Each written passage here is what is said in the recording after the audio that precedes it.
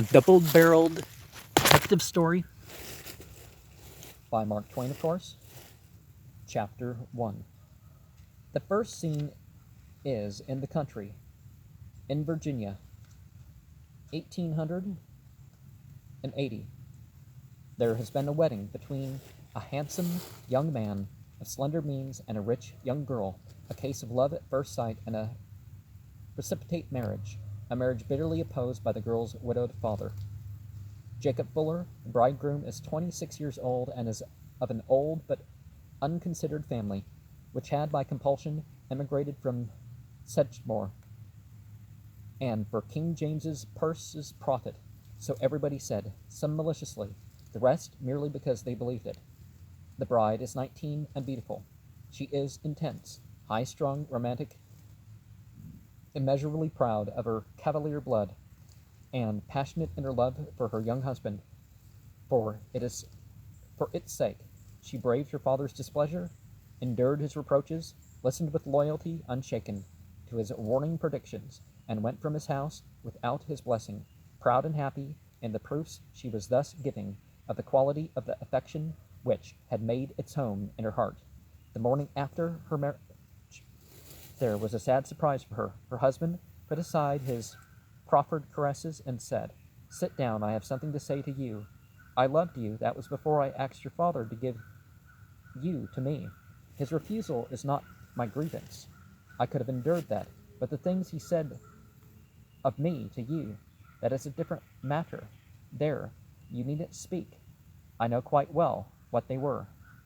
I got them from authentic sources. Among other things he said that my character was written in my face, that I was treacherous, a dissembler, a coward, and a brute, without a sense of pity or compassion. The Sedgemoor trademark, he called it, and white-sleeved badge. Any other man in my place would have gone to his house and shot him down like a dog. Actually, no, not really. I wanted to do it, and was minded to do it. But a better thought came to me, to put him to shame, to break his heart, and to kill him by inches. How to do it? Through my treatment of you, his idol. I would marry you, and then have patience. You will see. From that moment onward, for 3 months, the young wife suffered all the humiliations, all the insults, all the miseries that the diligent and inventive mind of the husband could contrive, save physical injuries only. Her strong pride stood by her, and she kept the secret of her troubles. Now and then the husband said, "Why don't you go to your father and tell him?" Then he invented new tortures, applied them, and asked again. She always answered, "He shall never know by my mouth," and taunted him with his origin, said she was the lawful slave of a scion of slaves, and must obey, and would up to that point, but no further. He could kill her if he liked, but he could not break her. It was not in the Sedgemoor breed to do it. At the end of the 3 months he said, with a dark significance in his manner, "I have tried all things but one," and waited for her reply. "Try that," she said, and curled her lip in mockery. That night he rose at midnight and put his clothes on, and said to her, "Get up and dress." She obeyed, as always, without a word. He led her half a mile from the house, and proceeded to lash her to a tree by the side of the public road, and succeeded, she screaming and struggling. He gagged her then, struck her across the face with his cowhide, and set his bloodhounds on her.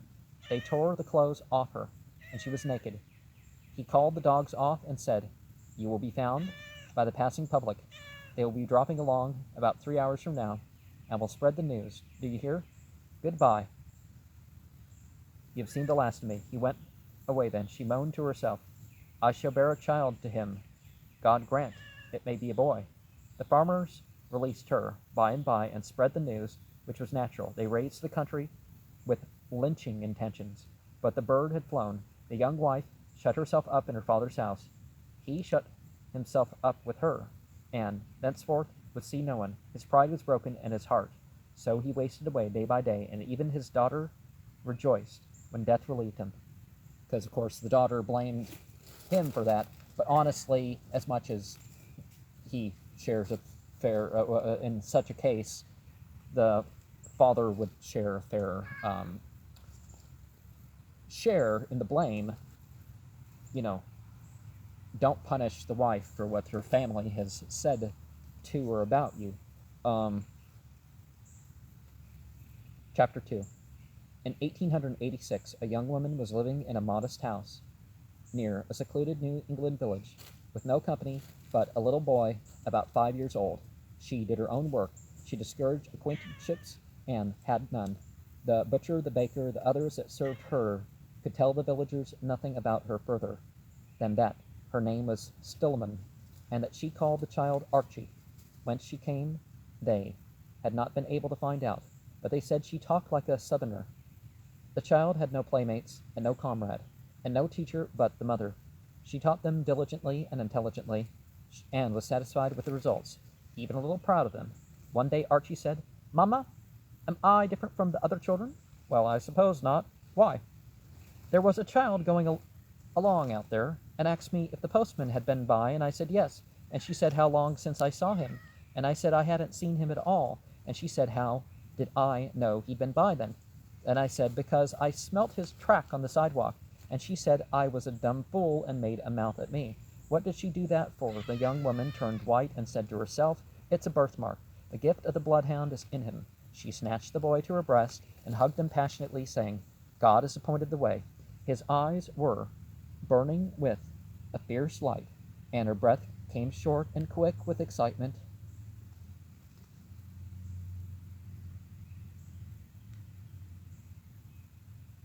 She said to herself, "The puzzle is solved now. Many a time it has been a mystery to me.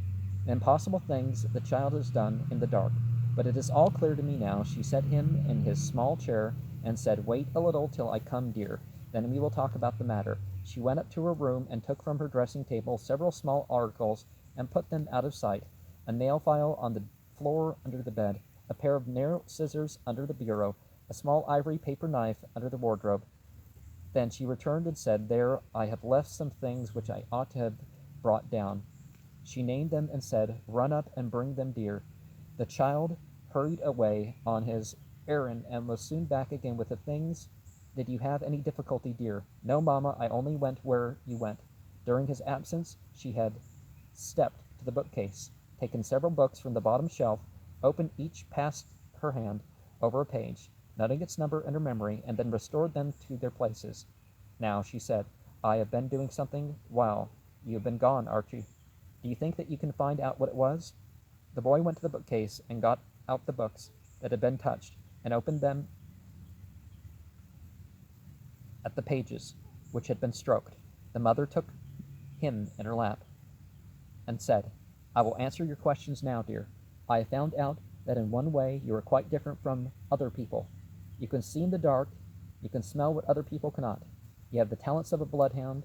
They are good and valuable things to have, but you must keep the matter a secret. If people found it out, they would speak of you as an odd child, a strange child." I was okay with that. "And children would be disagreeable to you, and give you nicknames. In this world, one must be like everybody else if he doesn't want to provoke scorn or envy or jealousy. It is a great and fine distinction which has been born to you, and I am glad, but you will keep it a secret, for mamma's sake, won't you?" The child promised without understanding. All the rest of the day the mother's brain was busy with excited thinkings, with plans, projects, schemes, each and all of them uncanny, grim, and dark. Yet they lit up her face, lit it with a fell light of their own, lit it with the vague fires of hell. She was in a fever of unrest. She could not sit, stand, read, sew. There was no relief for her but in movement. She tested her boy's gift in 20 ways, and kept saying to herself all the time, with her mind in the past, "He broke my father's heart, and night and day, all these years I have tried, and all in vain, to think out a way to break his. I have found it now, I have found it now." When night fell, the demon of unrest still possessed her. She went on with her tests. With a candle she traversed the house from garret to cellar, hiding pins, needles, thimbles, spools under pillows, under carpets, and cracks in the walls, under the coal in the bin, then sent the little fellow in the dark to find them, which he did, and was happy and proud when she praised him and smothered him with caresses. From this time forward life took on a new complexion for her. She said, "The future is secure. I can wait and enjoy the waiting." And most of her lost interests revived. She took up music again and languages, drawing, painting, and other long discarded delights of her maidenhood. She was happy once more and felt again the zest of life. As the years drifted by, she watched the development of her boy and was contented with it. Not altogether, but nearly that. The soft side of his heart was larger than the other side of it. It was his only defect in her eyes, but she considered that his love for her and worship of her made up for it. He was a good hater, that was well, but it was a question if the materials of his hatreds were of as tough and enduring a quality as those of his friendships, and that was not so well. The years drifted on. Archie was become a handsome, shapely, athletic youth, courteous, dignified, companionable,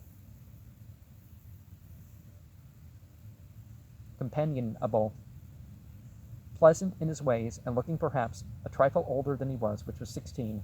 One evening his mother said she had something of a grave importance to say to him, adding that he was old enough to hear it now, and old enough, and possessed of character enough, and stability enough to carry out a stern plan which he had been for years contriving and maturing.